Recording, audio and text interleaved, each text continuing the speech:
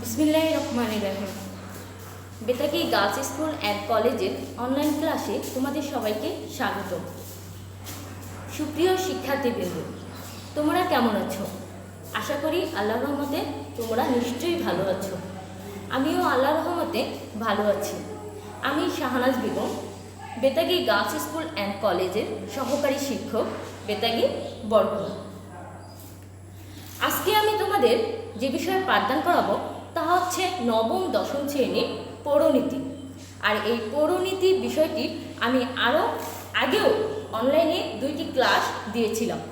তোমরা দেখেছো কি না আমি জানি না, হয়তোবা তোমরা যদি এই ক্লাসগুলি আমাদেরকে অনুসরণ করে ক্লাসগুলি ঠিকমতো করো, তোমাদের লাভবান হবে, বরং ক্ষতি হবে না। আশা করি তোমরা ক্লাসগুলি ঠিকমতো করবা।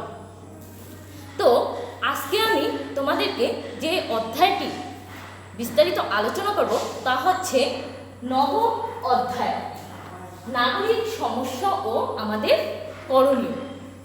কি অধ্যায়? নবম অধ্যায়, নাগরিক সমস্যা ও আমাদের করণীয়। দেখো, আমরা বাংলাদেশের নাগরিক, আর বাংলাদেশের নাগরিক হিসেবে আমরা কোনো গ্রামে বা কোনো শহরে বাস করি। জন্ম থেকে মৃত্যু পর্যন্ত আমাদের অবস্থা হয় প্রথমে পরিবারে, তারপরে সমাজে, তারপরে রাষ্ট্রে। আর এই সমাজে রাষ্ট্রে বসবাস করতে গিয়ে আমরা বিভিন্ন সুবিধার পাশাপাশি অসুবিধা বা সমস্যার সম্মুখীন হয়ে থাকি। আর এই সমস্যার মধ্যে একটি সমস্যাই হচ্ছে খাদ্য নিরাপত্তাহীনতা। এই খাদ্য নিরাপত্তাহীনতা আমাদের সমাজে একটি বড় ধরনের সমস্যা। তো এবার আসি আমি খাদ্য নিরাপত্তাহীনতা সম্পর্কে তোমাদেরকে বিস্তারিত আলোচনা করব। দেখো, খাদ্য নিরাপত্তাহীনতা সম্পর্কে বুঝতে হলে আগেই আমাদের জানতে হবে খাদ্য নিরাপত্তা কি। দেখো, খাদ্য নিরাপত্তা কি, আগে আমরা কি জানবো? খাদ্য নিরাপত্তা কি?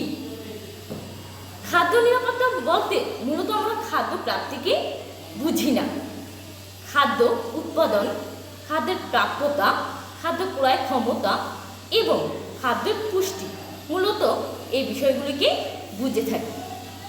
অবশ্য বাংলাদেশের মানুষের খাদ্যে যেহেতু খাদ্যশস্য অর্থাৎ চাউলের প্রাধান্য রয়েছে, সেহেতু খাদ্যের চাউলের সরবরাহ এবং বাজারের স্থিতিশীলতাই এই খাদ্য নিরাপত্তার মূল আলোচ্য বিষয় বলে আমি মনে করি।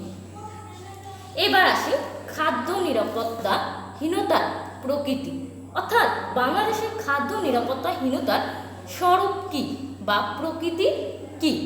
দেখো, বাংলাদেশে প্রায় অর্ধেক জনগোষ্ঠী খাদ্যভিত্তিক দারিদ্র্যের শিকার। দৈনিক মাথাপিছু প্রয়োজনীয় 2122 কিলোক্যালোরি গ্রহণ করার জন্য যে পরিমাণ খাদ্য প্রয়োজন তা আমাদের দেশের এই দরিদ্র জনগোষ্ঠী কেনার মতো সম্পদ বা সামর্থ্য তাদের নেই। শুধু ক্যালোক্যালোরিই নয়, তাদের খাদ্যে রয়েছে সুষম খাদ্যের অভাব। তো দেখো, এই দরিদ্র জনগোষ্ঠী প্রতিদিন যে ক্যালোরি গ্রহণ করে তার প্রায় 80% আসে শস্য থেকে, অর্থাৎ চাল থেকে। আর এই সমতাহীন খাদ্যের শিকার হচ্ছে কারা? নারী ও শিশুরা। তাই পুরুষের থেকে নারী ও শিশুদের অধিক পরিমাণ পুষ্টি দেওয়া আমাদের প্রয়োজন। এবার দেখো, খাদ্য নিরাপত্তাহীনতার কারণ কি, অর্থাৎ প্রত্যেকটা সমস্যারই এক একটি কারণ রয়েছে।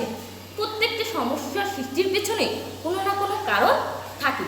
তেমনি খাদ্য নিরাপত্তাহীনতা সৃষ্টির পেছনে কি রয়েছে? কতগুলি কারণ রয়েছে, বিশেষ করে 3টি কারণে অন্যতম। এর মধ্যে একটি হচ্ছে কম খাদ্য উৎপাদন। দেখো, খাদ্য নিরাপত্তাহীনতার কম খাদ্য উৎপাদন একটি মারাত্মক সমস্যা। দেশে শাকসবজি, ডাল, তৈলবীজ, মাছ, মাংস, ডিম, দুধ এগুলি খুবই কম উৎপাদন হচ্ছে। আর এই কম উৎপাদনের জন্য মানুষের স্বল্প আয় দিয়ে তারা সেই রকম কি করতে পারে না, সামর্থ্য অনুযায়ী খাদ্য কিনে খেতে পারে না। ফলে বাংলাদেশে দিন দিনই খাদ্য নিরাপত্তাহীনতা বেড়ে চলছে। এবার দ্বিতীয়টি আসি আমি, জনসংখ্যার কম আয়। অর্থাৎ বাংলাদেশের মাথাপিছু আয় অন্যান্য দেশের তুলনায় খুবই কম, তাই না? তো এই জনসংখ্যার কম আয় বলে তারা সেই কম আয় দিয়ে সামর্থ্য অনুযায়ী খাবার কিনে খেতে পারে, ফলে তাদের খাদ্য নিরাপত্তাহীনতায় ভুগতে হচ্ছে। মূলত এই জনসংখ্যার কম আয় বলে কি হচ্ছে, তারা সামর্থ্য অনুযায়ী খাদ্য কিনতে পারে না, ফলে খাদ্য নিরাপত্তাহীনতায় আমাদের এই দরিদ্র জনগোষ্ঠী দিন দিন ভুগতেছে। এবার দেখো, আরেকটি হচ্ছে, আমি দুইটি বলছি, একটি হচ্ছে কম উৎপাদন, আরেকটা হচ্ছে জনসংখ্যার কম আয়, আরেকটি হচ্ছে পুষ্টি জ্ঞানের অভাব। দেখো, জনগণের একটি উল্লেখযোগ্য অংশের মধ্যে বিরাজ করছে পুষ্টি জ্ঞানের অভাব। আর এই পুষ্টি জ্ঞানের অভাবের কারণে জনসংখ্যারা বেছে নিতে পারে না কোনটি স্বাস্থ্যকর খাবার, কোনটি পুষ্টিকর খাবার, কোনটি ক্যালোরিযুক্ত খাবার, তার বাচ্চাকে কোন খাবার খাওয়ালে তার বাচ্চার পুষ্টি হবে, ক্যালোরি হবে, সেই খাবারটা তারা বেছে নিতে পারে না। দেখো, তাই তাদেরকে এই পুষ্টি জ্ঞানের অভাবে তারা দিন দিন খাদ্য নিরাপত্তাহীনতায় ভুগতেছে। অর্থাৎ ওই শিশু ও নারীরা বিশেষ করে এই খাদ্য নিরাপত্তাহীনতায় ভুগছে। এবার দেখো, আমি আসছি খাদ্য নিরাপত্তাহীনতার আমাদের করণীয় কি এবং খাদ্য নিরাপত্তা অর্জন আমরা কিভাবে করতে পারি। দেখো, খাদ্য নিরাপত্তা নিশ্চিত করতে হলে আমাদের প্রথমেই দরকার কি, খাদ্য উৎপাদন, লভ্যতা এবং ক্রয় ক্ষমতা বৃদ্ধি।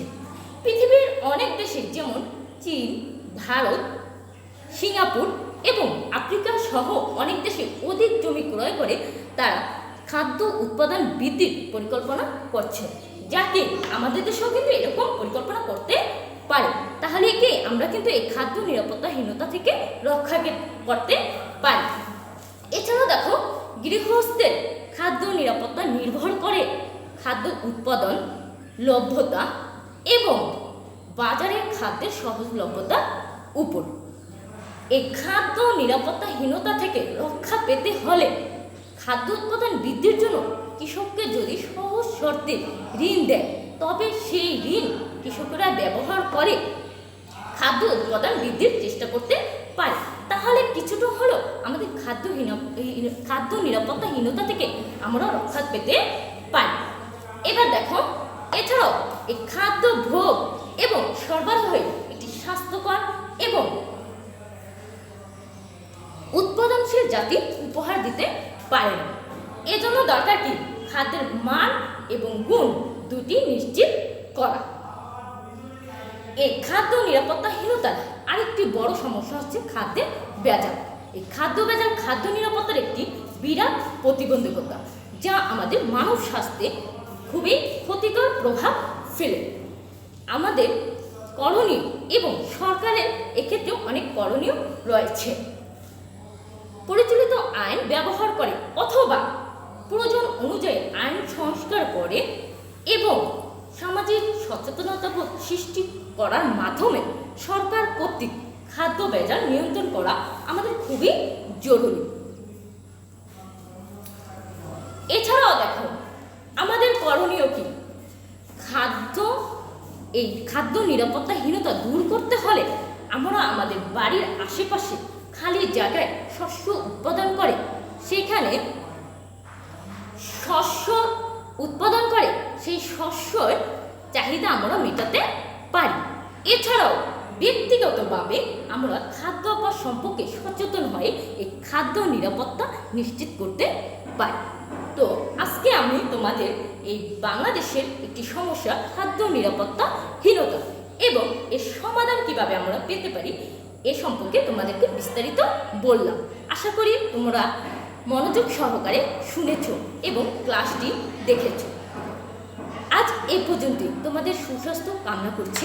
আল্লাহ হাফেজ।